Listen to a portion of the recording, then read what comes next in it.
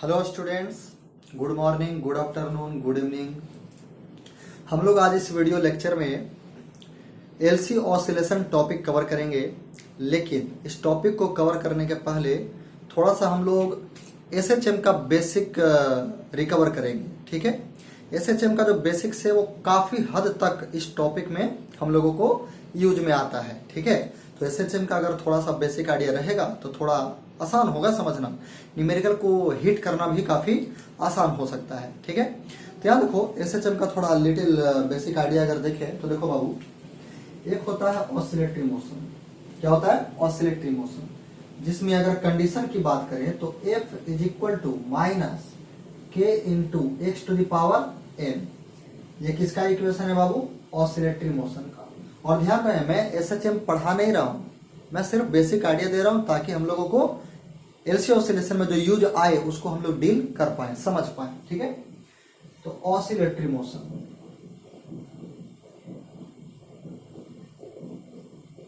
This is the condition for oscillatory motion. To and fro motion आपने सुना होगा, है ना, बैक एंड फोर्थ। यहाँ पे एन का वैल्यू क्या होता है? 1 ले सकते हो आप, 3 ले सकते हो, 5 ले सकते हो, ऑड नंबर, ऑड इंटीजर, आप ऑड इंटीजर ले सकते हो। ऑड इंटीजर लोगे तो वो ऑसिलेटरी मोशन को रिप्रेजेंट करेगा। इसी में अगर हम लोग एन का वैल्यू 1 ले लेते हैं तो this implies that F is equal to minus K X, ये मिलेगा, है ना। And this is the case for SHM. जब हम लोग एन का वैल्यू कोई भी ऑड इंटीजर लेंगे तो वो ऑसिलेटरी मोशन को रिप्रेजेंट करेगा।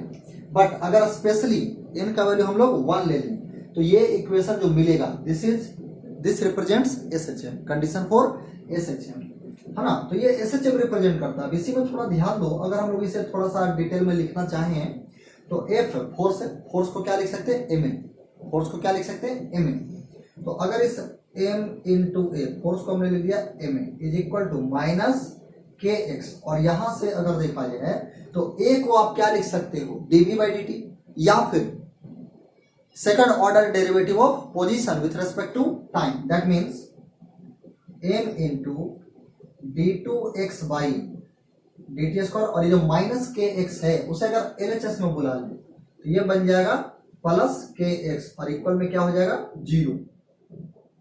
तो देखो यहां पर हमें क्या मिला बाबू? m into double differentiation of position with respect to time plus K X is equal to 0। ये जो आप देख रहे हो this is called differential form, इसे हम लोग बोलते हैं डिफरेंशियल फॉर्म ऑफ एसएचएम। ये डिफरेंशियल फॉर्म कहलाता है। अच्छा, इसमें ध्यान दो, यहां पर x है और यहां भी x है। कहने का मतलब जो क्वांटिटी यहां पे है वो क्वांटिटी यहां पे भी है, इसको ध्यान रखना। एलसी ऑसिलेशन में भी ये चीज हम आपको रिलेट कराएंगे। ठीक है, तो ये डिफरेंशियल फॉर्म है। और देखो बाबू, ये जो m है दिस इज मास, और जो k है इस k का वैल्यू होता है where k is equal to m omega square. ये जो आप k देख रहे हो इस k का वैल्यू क्या लिया जाता है? m omega square. ठीक है, ध्यान रखना। और ये जो ओमेगा है दिस इज एंगुलर फ्रीक्वेंसी। इस ओमेगा को हम लोग क्या बोलते हैं बाबू? Angular frequency. यहां पर देखो ओमेगा क्या है? Angular frequency. ठीक है, एंड इसका फॉर्मूला क्या होता है? 2 पाई बाई टी।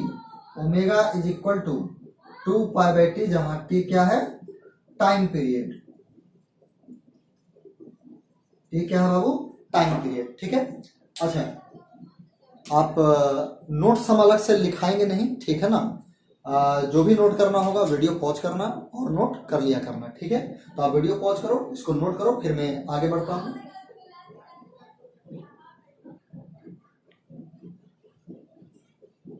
हाँ बाबू ध्यान दें, टाइम पीरियड हम लोगों ने देखा टी। ये जो टाइम पीरियड होता है एसएचएम में, वो थोड़ा सा ध्यान दो किसको टाइम पीरियड हम लोग यहाँ पर बोलते हैं। देखो यहाँ जैसे मान लो कोई पार्टिकल जो है कहीं पर होगा, सपोज दिस इज x बराबर 0, है ना। एसएचएम का इक्वेशन क्या बतलाया था बाबू? f is equal to minus K X. X जो है वो पोजीशन है। ठीक है, अब देखो अगर मान लो सपोज समझने के लिए, सपोज ये एक्स एक्सिस है, और ये x बराबर 0 मतलब ये ओरिजिन है। ठीक है बाबू, अगर x का वैल्यू 0 पुट करेंगे तो फोर्स क्या मिलेगा, 0, है ना। तो x बराबर 0 पे फोर्स 0 मिलेगा, फोर्स 0 मिलेगा मतलब this is called equilibrium position. इसे क्या बोलेंगे, इक्विलिब्रियम पोजीशन, या फिर इसी को बोलते हैं मीन पोजीशन। इक्विलिब्रियम पोजीशन और मीन पोजीशन। इसमें होता क्या है, हम आपको पूरा डिटेल नहीं करने जा रहे हैं, बस थोड़ा सा रिकैप कर लो। मान लो पार्टिकल का ऑब्जर्वेशन हमने मेन पोजीशन से स्टार्ट किया, ठीक है। तो होता क्या है, इसमें एक एक्सट्रीम पोजीशन होता है और एक यहाँ भी एक्सट्रीम पोजीशन होता है। एंड जो एक्सट्रीम पोजीशन होता है मीन्स मेन पोजीशन से जो मैक्सिमम डिस्टेंस होता है पार्टिकल के पोजीशन का, that is said to be amplitude. तो ये मान लो पॉजिटिव एम्पलीट्यूड है, इसे जनरली हम लोग ए से डिनोट करते हैं। ये ए लिखने का मतलब है यहां से लेकर मेन पोजीशन से लेकर एक्सट्रीम पोजीशन तक का डिस्टेंस। ये जो डिस्टेंस होगा दैट इज ए, एंड ये जो डिस्टेंस होगा, डिस्टेंस तो ए होगा लेकिन साइन के अकॉर्डिंग हम लोग क्या शो करेंगे, माइनस ए, कोऑर्डिनेट वाइज माइनस ए। ठीक है बाबू। तो मान लो पार्टिकल को यहां से हमने ऑब्जर्व करना स्टार्ट किया और सपोज ये कहां जा रहा था, राइट साइड, राइट डायरेक्शन में। तो इसका मोशन कैसा होता है, यहां से ये जाता है और ये प्लस ए तक पहुंचता है, लेकिन वहां पर एक मोमेंट के लिए स्टॉप होता है और तुरंत फिर बैक होता है, इस तरह से वापस आता है बाबू। ठीक है ना। और मेन पोजीशन पर आकर रुकता नहीं है, ये वापस अभी और नेगेटिव डायरेक्शन में माइनस ए तक जाता है और यहां के बाद ये फिर वापस जाकर मेन पोजीशन पे चला जाता है। मेन पोजीशन से स्टार्ट हुआ और फिर से मेन पोजीशन पे आ गया। तो ऐसा नहीं है कि ये एक बार ऐसा करके रुक जाएगा, ये लगातार ऑसिलेशन चलता रहता है। तो ये यहां गया, वापस आया और नेगेटिव में गया, फिर मेन पोजीशन पे गया। तो ये कहेंगे कि एक ऑसिलेशन कंप्लीट हो गया। इसके बाद motion again and again repeat होता चला जाएगा। मतलब जो मोशन अभी हुआ यही मोशन फिर से रिपीट होगा, फिर होगा, फिर होगा, है ना। तो ये अगेन एंड अगेन मोशन क्या कर रहा है, रिपीट कर रहा है। तो जब मोशन रिपीट होता है that is called periodic motion, और हर पीरियोडिक मोशन का अपना एक टाइम पीरियड होता है। तो जब इसने एक ऑसिलेशन कंप्लीट कर लिया, एक ऑसिलेशन कंप्लीट कब कहेंगे, जैसे मेन पोजीशन से ऑब्जर्व करना स्टार्ट किया तो यहां से पॉजिटिव डायरेक्शन में जा रहा था, तो जब तक ये फिर से मेन पोजीशन पर आकर पॉजिटिव डायरेक्शन में ना जाना शुरू करे तब तक नहीं कहेंगे कि वो एक ऑसिलेशन कंप्लीट किया है ना। तो ये मेन पोजीशन पे था, स्टार्टिंग में राइट डायरेक्शन में जाता हुआ, तो देखो ये आया मेन पोजीशन पर आया, लेकिन अभी वो नेगेटिव में जा रहा है। अब नेगेटिव से लौटते हुए में जब मेन पे पहुंचेगा तब फिर से वो पॉजिटिव में जाता हुआ दिखेगा, जो कि शुरुआत में दिख रहा था। तो कहेंगे एक ऑसिलेशन कंप्लीट हो गया। तो ये एक ऑसिलेशन कंप्लीट हो गया, मतलब इतना टाइम लेने में, इस एक ऑसिलेशन को कंप्लीट करने में टाइम कितना लेता है, T, one time period. This is called one time period. अच्छा, जब ये यहां से यहां पहुंचा, मेन पोजीशन से एक्सट्रीम पे पहुंचा, फिर एक्सट्रीम से मेन पे पहुंचा, फिर मेन से नेगेटिव एक्सट्रीम पे पहुंचा और फिर एक्सट्रीम से नेगेटिव एक्सट्रीम से मेन पे पहुंचा, तो देखा जाए तो 4 सीक्वेंस है, 4 इंटरवल से, है ना। ये चारों इंटरवल का टाइम सेम होता है। मतलब मेन से प्लस ए जाना, प्लस ए से मेन आना, मेन से नेगेटिव एम्पलीट्यूड जाना, नेगेटिव एम्पलीट्यूड से वापस मेन जाना, ये चारों स्टेप्स, चारों जो इंटरवल है वो इक्वल होता है ना। तो मतलब ये हुआ कि अगर आपको हम कुछ पोजीशन दे दे, सपोज ये O है, ये मान लो P है और ये मान लो Q है, तो टाइम O टू P जाने में जो लगेगा वो T/4, time P to O आने में जो लगेगा वो भी T/4, time interval to go from O to Q वो भी कितना, T/4, and time to go from Q to O ये भी कितना, T/4। पूरे को जोड़ दोगे तो क्या मिल जाएगा, टोटल टाइम पीरियड। सबको जोड़ दोगे तो क्या मिल जाएगा, टोटल टाइम पीरियड। तो जोड़ोगे तो 4T/4 मतलब T। ठीक है बाबू, इक्वल टाइम इंटरवल लेता है, इसको ध्यान रखना। ये काफी इंपॉर्टेंट है एलसी ऑसिलेशन के व्यू से, बहुत बार डायरेक्ट क्वेश्चन पूछ देता है। ठीक है, तो ये सब ध्यान रखना। तो ये कुछ बेसिक बातें हैं, अभी और भी बेसिक बातें, बहुत कुछ अभी हम लोग एसएचएम में देखेंगे। ठीक है ना। तो ये हो गया बाबू। अगर हम लोग कुछ और भी बात करें तो एसएचएम का अपना एक इक्वेशन होता है। ठीक है, जिनको पढ़ा हुआ होगा उनको तो सारी बात आराम से समझ में आ रहा होगा, कोई दिक्कत नहीं होना चाहिए। लेकिन जिनको नहीं पढ़ा हुआ है उनको थोड़ा सा एनालाइज करने में भी प्रॉब्लम हो सकता है। ठीक है, तो उनको बस इंफॉर्मेशन ध्यान रखना। जिनको नहीं पढ़ा हुआ है चैप्टर उनको बस इंफॉर्मेशन ध्यान रखना कि सर क्या क्या बतला है। और जिनको पढ़ा हुआ उनको तो कोई दिक्कत नहीं, ठीक है। तो देखो यहाँ अगर हम लोग इक्वेशन की बात करें, इक्वेशन, तो ये तो फोर्स का रिलेशन हो गया पोजीशन के साथ। जब हम लोग पोजीशन का रिलेशन टाइम के साथ लाएंगे एसएचएम में, तो वो होता है x is equal to A sine omega T, x is equal to A sine omega T, ठीक है बाबू। अच्छा, इसी से हम लोग जब वेलोसिटी फाइंड करते हैं तो वो आपको मिलेगा ए ओमेगा कॉस ओमेगा टी, और अगर एक्सेलरेशन की बात करें तो वो आपको मिलता है माइनस ओमेगा स्क्वायर एक्स। अगर हम लोग जनरल वे में बात करें, थोड़ा सा एक कदम आगे बढ़कर, तो आपको ये जो x is equal to A sine omega T हमने लिखा है, यहां पर ऐसा होता है x is equal to A sine omega T plus five. Equation general way में देखें तो ये होता है, फाइव होता है एड में, लेकिन हमने इसी में फाइव को अगर जीरो ले ले तो ये मिल जाएगा। तो समझ लो कि एक स्पेशल केस है जब फाइव का वैल्यू जीरो है। जनरल वे में फाइव ले सकते हो, तो अगर आप फाइव लेते हो तो भी का वैल्यू जो मिलेगा वो A omega cos omega T plus five, ये मिल जाएगा आपको। एंड एक्सेलरेशन वही रहेगा माइनस ओमेगा स्क्वायर एक्स। इसी का ये पार्टिकुलर केस है जब फाइव का वैल्यू क्या हो, जीरो। तो हम लोग अभी इसको लेकर के काम करते हैं, ठीक है बाबू, थोड़ा समझना आसान होगा आपके लिए, ठीक है ना। तो इसे आप नोट करें बाबू, वीडियो पॉज करके। इसमें अगर हम लोग थोड़ा सा ये देख लें, थोड़ी सी और बात, ये जो आप ओमेगा टी प्लस फाइव देख रहे हैं, ओमेगा टी प्लस फाइव, इसे बोलते हैं phase. Omega T plus five को क्या बोलते हैं, फेज। और ये जो फाइव होता है इसे बोलते हैं फेज कांस्टेंट, या फिर इनिशियल फेज बोला जाता है, या फिर क्या बोलते हैं, इनिशियल फेज, ठीक है बाबू। और एक क्या है यहाँ, एम्पलीट्यूड, ठीक है, इसे भी नोट कर लो।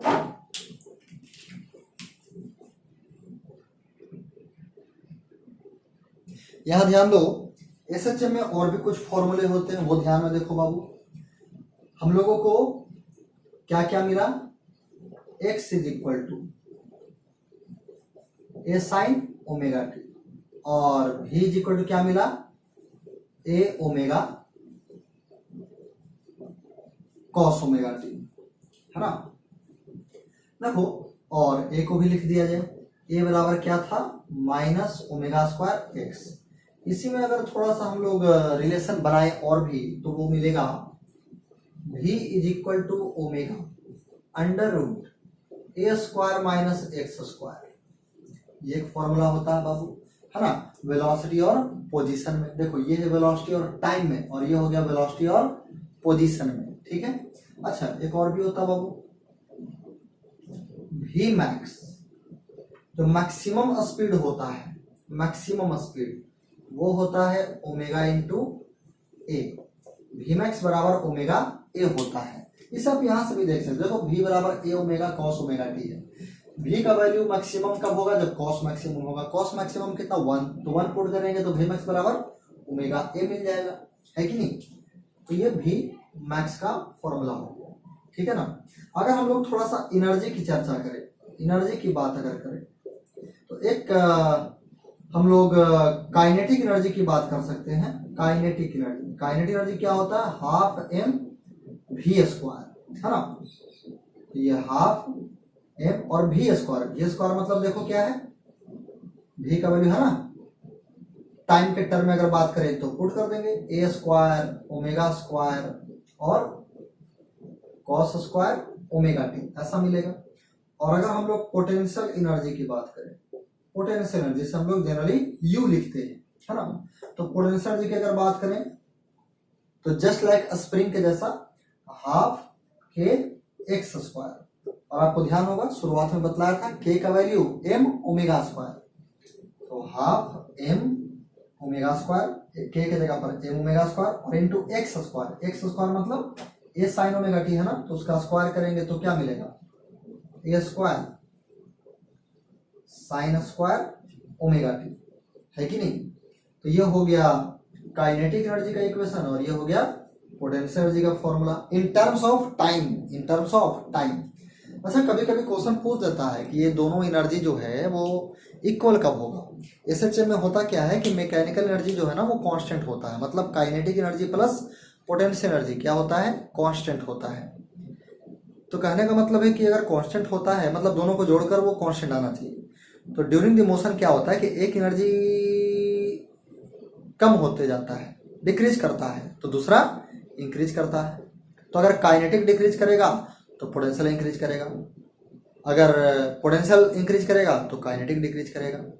ठीक है, मतलब एक डिक्रीज करता है दूसरा इंक्रीज करता है, इस तरह से कि वो समेशन हमेशा कांस्टेंट है। तो कभी ना कभी दोनों बराबर भी होगा, जैसे मान लो एक जीरो है और एक मैक्स है, अब एक कम हो रहा होगा और एक बढ़ रहा होगा, तो कभी ना कभी दोनों इक्वल होगा। अगर इक्वल होने की बात करें तो ध्यान दो बाबू, if kinetic energy is equal to potential energy, इस केस में है ना, तो यहां पर देखो क्या लिख सकते हैं बाबू, half m A square omega square और ये रहेगा, और पोटेंशियल एनर्जी में ये रहेगा। तो देखो कॉस स्क्वायर ओमेगा टी का जो कोफिशिएंट है और साइन स्क्वायर ओमेगा टी का जो कोफिशिएंट है दोनों सेम है, तो इक्वेट करेंगे तो कैंसिल आउट हो जाएगा।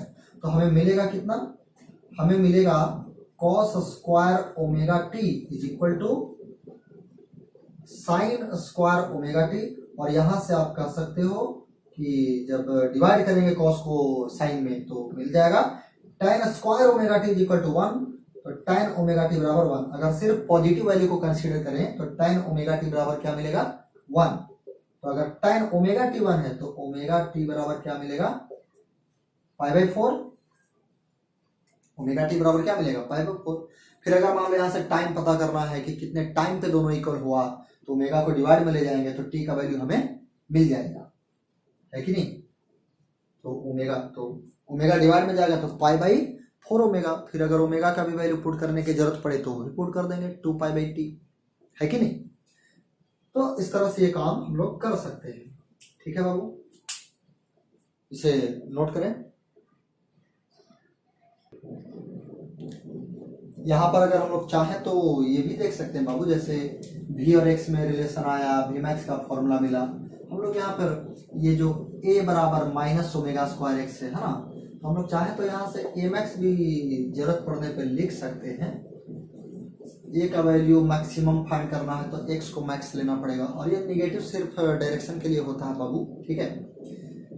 तो अगर मैग्नीट्यूड की बात करें तो निगेटिव हट जाएगा, तो x जितना ग्रेटर होगा एक्सेलरेशन का वैल्यू उतना ही ग्रेटर मिलेगा। और x है क्या, पोजीशन, पार्टिकल का पोजीशन, फ्रॉम मीन पोजीशन।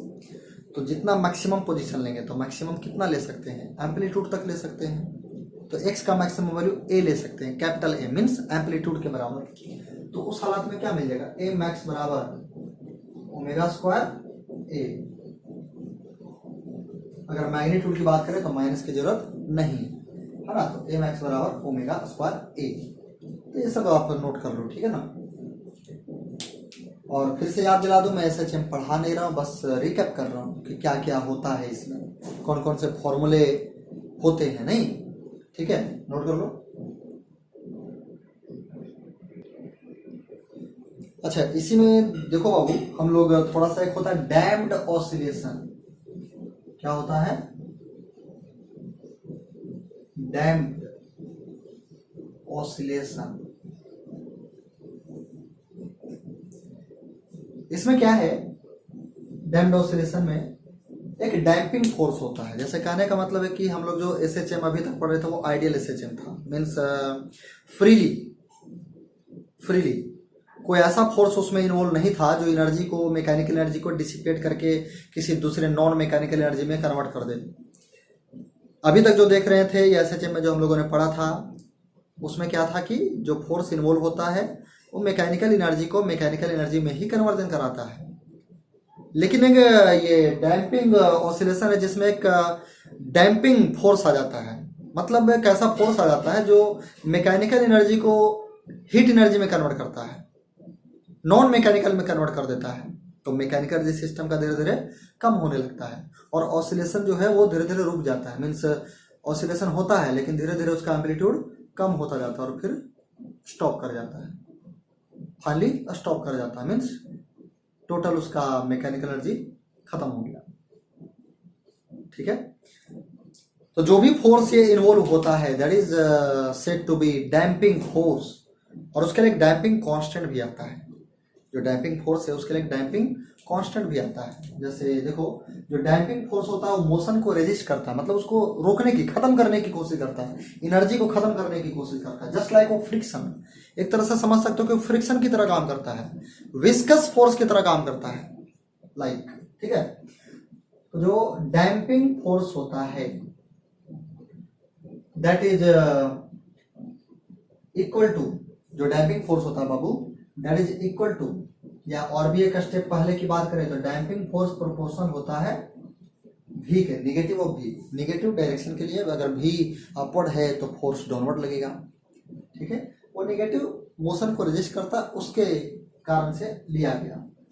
तो यहां से जब कोई कांस्टेंट लेंगे, ये प्रोपोर्शनलिटी साइन हटाएंगे तो एक कांस्टेंट आएगा, वो कांस्टेंट हम लोग यहाँ b लेते हैं, तो F बराबर क्या मिलेगा, माइनस बी भी, मैग्नीट्यूड तो बी भी हो जाएगा, माइनस अपोजिट डायरेक्शन के लिए है।